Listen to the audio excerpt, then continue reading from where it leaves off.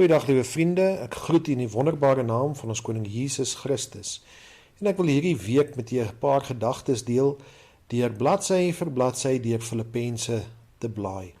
En wanneer u nou hierdie week stil word, wil u nie die boek van Filippense vat en elke dag een hoofstuk lees nie. Ons begin vanoggend by Filippense 1 en gaan lees gerus vers 12 tot 14 en vers 21 tot 26. En ek wil met u deel, lewe jy of is jy besig om te sterwe? Ons lees in vers 21, van vir my is die lewe Christus en die sterwe wins. Paulus skryf hierdie brief vanuit 'n donker, neerdrukkende tronksel in Rome. Hy is in boeye, vasgeketting aan 'n wag en sy toekoms is onseker. En tog, te midde van hierdie omstandighede verklaar hy dat hy waarlik lewe. Die wêreld definieer dikwels lewe as pret, as vryheid, of die afwesigheid van lyding, die afwesigheid van wette. Vir Paulus gaan lewe egter oor een ding. Dit gaan oor Jesus Christus, ons gekruisigde. Paulus sien sy gevangenskap nie as 'n hindernis nie, maar eerder as 'n geleentheid. Hy vertel dat sy boeye juis help om die evangelie te bevorder onder die keiserlike wag. Sy moed bemoedig ander gelowiges om ook sonder vrees die woord te verkondig. Vir die Christen is die lewe nie 'n passiewe wag op die dood nie, maar 'n aktiewe diens aan God in God se diens.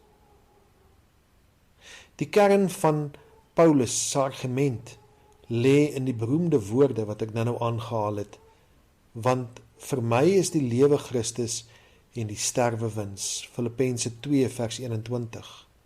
Hy verduidelik dat as hy bly lewe, hy vrugbare werk vir die Here kan doen, wat voordelig is vir die gemeentes. As hy egter sterf, is dit nog beter, want dan is hy by Christus. En dit skep 'n wen-wen situasie wat alle vrees vir die dood wegneem. Ons staan dikwels voor dieselfde dilemma. Wanneer siekte, ouderdom of hartseer ons tref, roep ons dalk uit na ons hemelse tuiste. Maar solank God ons nog 'n dag gegee het, is dit 'n dag van genade om hom te dien. Ons lewe word nie gedefinieer deur besittings of status nie, maar deur ons verhouding met Jesus Christus.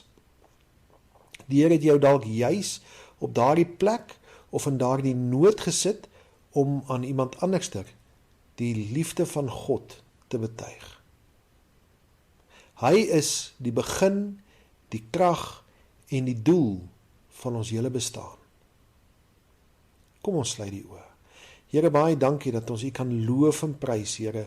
U is die begin en die einde van alles. Here, U het ons vir 'n doel hier op aarde. En Here, en dit is om U te eer en verheerlik in alles wat ons doen.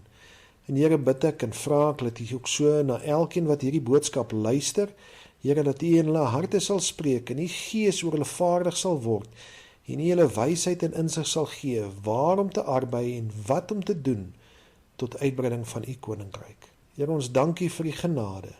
Ons bid dit in die naam van ons koning Jesus Christus. Amen.